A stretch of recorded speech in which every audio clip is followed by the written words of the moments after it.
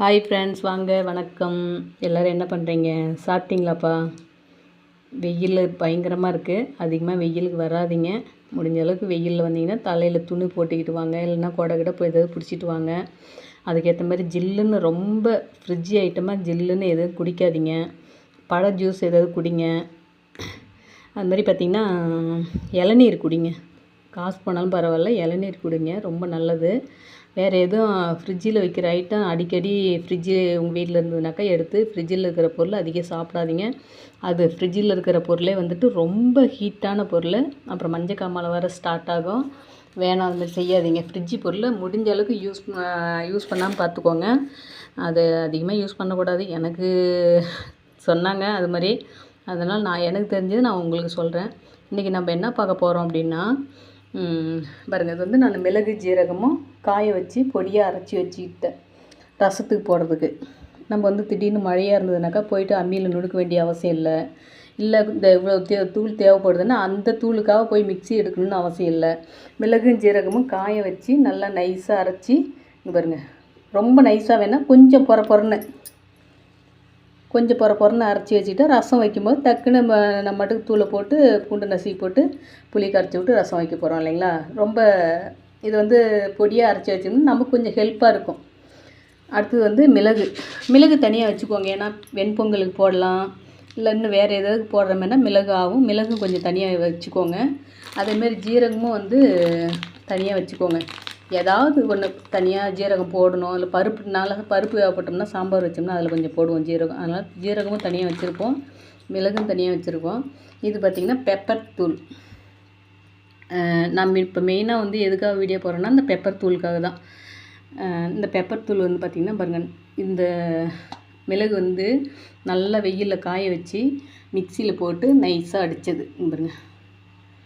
நல்லா இதாக இருக்குது. அடுத்தது ரொம்ப நைஸாக இருந்தாலும் அப்படியே கருகி போன மாதிரி வாடை வரும். பாருங்கள், லைட்டாக பொறன்னு இருக்குங்களா. நான் ஒரு டைம் ரொம்ப நைஸாக அடித்து பார்த்தேன். அது ஒரு மாதிரி தீஞ்சி போன மாதிரி இருந்தது, நல்லா இல்லை. ஆனாலும் யூஸ் பண்ணேன் தான். ஆனால் மிளகு ரேட்லாம் ஓவர் ரேட்டு. அதனால் நீங்கள் வந்து கொஞ்சம் லைட்டாக பொறன்னு அரைச்சிக்கோங்க. ஏன் மிளகுத்தூள்லாம் வந்து அரைச்சி வச்சுக்க சொல்கிறேன்னா, கடைத்தூள் வந்து யூஸ் பண்ணாதீங்க. கடையில் வாங்குகிற பெப்பர் தூள்லாம் இதிலே பார்த்திங்கன்னா சக்தி மசாலா வந்து கொஞ்சம் சுமாராக இருக்கும், அது வாங்கலாம். மற்ற இதெல்லாம் கம்பெனி ஐட்டம் இல்லாமல் வெளியில் கொண்டு வந்து கொடுக்குறாங்க பார்த்திங்களா, அதை வாங்கக்கூடாது. ஏன் அப்படின்னா அதில் வந்து நிறைய கல் இருக்கும். நான் வந்து ஹோட்டல் கடையில் சப்ளையராக இருக்கிறதால அந்த பெப்பர் தூளோட இது பவர் என்னன்றது எனக்கு தெரியும். அதை நான் டெஸ்ட் பண்ணி பார்த்துருக்குறேன். அந்த பெப்பர் தூள் வந்து இப்போ ஹோட்டல் கடைக்காரங்களாம் என்ன பண்ணுவாங்க, ஆம்லேட்டுக்கு, ஆஃப் ஆயிலுக்கு, ஃபுல் ஃபாயிலுக்கு, கலக்கிக்கு இது மாதிரிலாம் போடுறதுக்காக என்ன பண்ணுவாங்க, பெப்பர் தூள் கம்மி ரேட்டில் எது விற்கிதோ அதை வாங்குவாங்க. அதுக்குன்னே சில பேர் என்ன பண்ணுறாங்க, அந்த பெப்பர் வாங்கி அதில் இன்னும் என்ன கலப்பாங்கலாம் தெரில, அரைச்சி எடுத்துகிட்டு வந்து கம்பெனி ஐட்டம் இல்லாத சும்மா நம்ம வீட்டிலே ரெடி பண்ணுற மாதிரி அரைக்கிறாங்க. அது வீட்டிலே ரெடி பண்ணாலும் எல்லா தூளும் நல்ல தூள் கிடையாது. அதனால் நீங்கள் வந்து தனியாக மிளகு வாங்கி அரைச்சிக்கோங்க, அதுதான் நமக்கு நல்லது. முடிஞ்ச அளவுக்கு ஜென்ஸ் வந்து இந்த வீடியோவை பார்த்தீங்கன்னா வெளியில் போனீங்கன்னா ஆம்லேட் சாப்பிடுங்க, ஆஃப் ஆயில் சாப்பிடுங்க, ஃபுல் ஃபாயில் சாப்பிடுங்க. ஆனால் அந்த மிளகுத்தூள் மட்டும் சேர்த்துக்காதீங்க, லைட்டாக சேர்த்துக்கோங்க. அதிகமாக அவாய்ட் பண்ணுறது வச்சுக்கோங்க. என்ன கடையில் போய்ட்டு ஒரு ஆஃப் ஆயில் 10 ரூபா போட்டு வாங்கினா 5 ரூபாய்க்கு 5 ரூபா போட்டு 2 முட்டை வாங்கினா 2 ஆஃப் ஆயில் போட்டு சாப்பிட்டு போகலாம். வீட்டில் வந்து நாம் அரைச்ச மிளகுத்தூள் வச்சு 2 ஆஃப் ஆயில் போட்டுக்கலாம். அதே ஒரு ஆம்லேட்டு 20 ரூபான்னு போட்டு வாங்குறத 4 முட்டை கடையில் ஒரு முட்டை 5 ரூபா. இப்போ கை நடுக்குது எனக்கு, இன்னும் சாப்பிடல.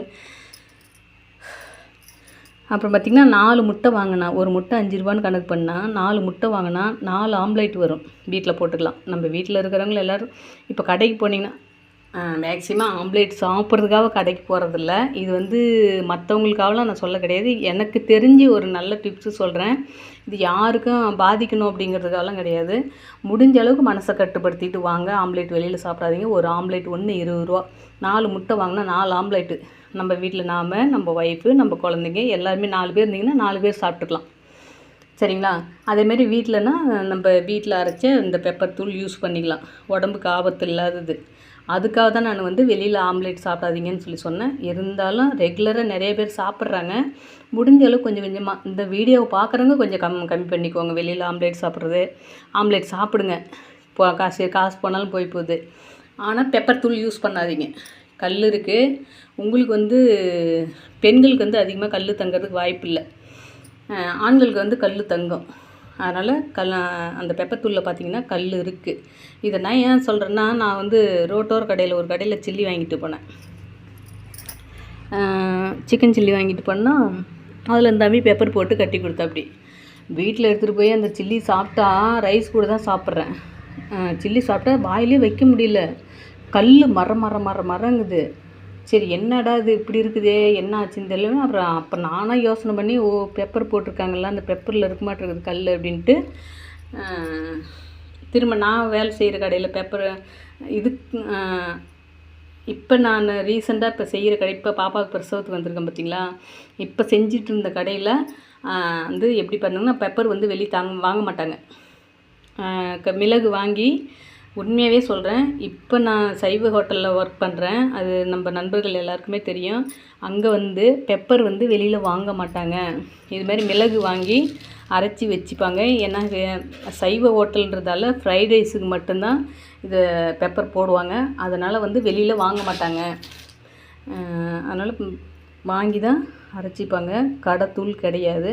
அதுமாரி நான் போயிட்டு ஓப்பனாக அந்த தம்பிகிட்டே சொன்னேன், கண்ணு நீங்கள் பெப்பர் வந்து இங்கே வெளியில் வாங்குறீங்களா, வெளியில் வாங்காதீங்க. இது மாதிரி வந்து நான் சில்லி வாங்கிட்டு போனேன். இதுமாதிரி வெறும் கல்லாக இருந்தது.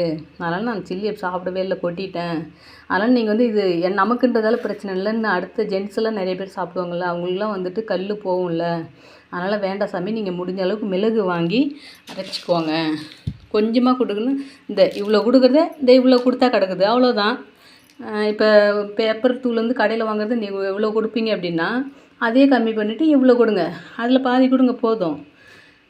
அப்படி யூஸ் பண்ணலாம். ஆனால் ஜனங்க வந்துட்டு பெப்பர் தூள் எக்ஸ்ட்ரா போட்டு சாப்பிட்றவங்களும் இருக்காங்க. அது ஒன்றும் பண்ண முடியாது, யாரையும் எதுவும் குறை சொல்ல முடியாது. இருந்தாலும் இந்த வீடியோ பார்க்குற ஜென்ஸாக இருக்கட்டும், லேடிஸாக இருக்கட்டும், வெளியில் போயிட்டு பெப்பர் தூள் சாப்பிடாதீங்க அப்படிங்கிறதுக்காக தான் மெயினாக அந்த வீடியோவே. வீட்டில் அரைச்சி வச்சுக்கோங்க. வெளியில் அதிகம் பெப்பர் தூள் யூஸ் பண்ணாதீங்க. நீங்களும் வந்து வீட்டுக்கு தேவைன்னா வெளியில் பெப்பர் வாங்காதீங்க, மிளகு வாங்கி அரைச்சிக்கோங்க. சரிங்களா? இதில் வந்து என்ன கெடுதல் இருக்குதுன்னு நான் தெரிஞ்சுக்கிட்டு தான் சொல்கிறேன். அவ்வளோ கல் இருக்கும். வெளியில் வாங்குகிற பெப்பர் வந்து அவ்வளோ கல் இருக்கும். வேணால் நீங்கள் கம்பெனி ஐட்டம் இல்லாமல் வேறு ஒரு பெப்பர் வாங்கி நீங்கள் வேணால் தண்ணியில் கரைச்சி அதை வடிகட்டி பாருங்கள் எத்தனை கல் இருக்குன்னு. நான் அதுமாரிலாம் டெஸ்ட் பண்ணிட்டேன். அதனால தான் உங்களுக்கு மெயினாக சொல்கிறேன். இது கொஞ்சம் நிறைய பேசுகிற மாதிரி தான் இருக்குது. இருந்தாலும் கொஞ்சம் புரிய வைக்கணுங்கிறதுக்காக தான். நிறைய பேர் புரிஞ்சுப்பீங்கன்னு நினைக்கிறேன். சில பேருக்கு வந்து இது ஓவராக பேசுகிற மாதிரியும் தெரியலாம், எடுத்துக்கலாம். எனக்கு தெரிஞ்ச மாதிரி தான் நான் பேச முடியும். சுருக்கமாக என்னால் பேச முடியாது. அதனால் அது ஒரு தடவை இல்லை 10 தடவை சொன்னாலும் அதை வந்து புரிகிற மாதிரி பேசணும் அப்படிங்கிறதுக்காக தான். சரிப்பா, பெண்கள் பார்த்திங்கன்னா மிளகு ஜீரகம் ஸ்டாக்கில் அரைச்சி வச்சுக்கோங்க. மிளகு ஜீரகமும் ஸ்டாக்கில் கொஞ்சம் வச்சுக்கோங்க. அதேமாரி பெப்பர் தூள் கொஞ்சம் அரைச்சி வச்சுக்கோங்க வீட்டில். சரிங்களா? மெயினாக நான் பெப்பர் தூளுக்காக தான் இன்றைக்கி இந்த வீடியோவே எடுக்கிறேன். ஓகேப்பா, நான் அதோட முடிச்சுக்கிறேன். எல்லோரும் எப்படி இருக்கீங்க? வெயிலில் அதிகமாக வெயிலுக்கு போகாதீங்க. வெயிலுக்கு போனாலும் இளநீர் வாங்கி குடிங்க. அது வந்து ஃப்ரிட்ஜு தண்ணி அதிகமாக யூஸ் பண்ணாதீங்க. அது வந்து ரொம்ப ஹீட்டாக இருக்கும். மஞ்சக்காமாலை தூண்டுதல் கொடுக்குற மாதிரி ஆகிடும் ஃப்ரிட்ஜு தண்ணி சாப்பிட்டோம்னா. அடுத்தது இன்னொன்று என்ன சொல்கிறீங்கன்னா, ஐயோ முக்கியமானது ஒன்று சொல்ல வந்தேனே, மறந்துட்டேனே. அப்புறம் இந்த கிழாநெல்லி தழை வீடியோ போட்டிருந்தேன். அதில் கிழாநெல்லி தழை இப்போ இந்த வெயிலுக்கு வந்து ரொம்பவே நல்லது. நானும் இப்போ 2-3 வீடியோவில் சொல்லிட்டேன். இருந்தாலும் மனசு கேட்கல.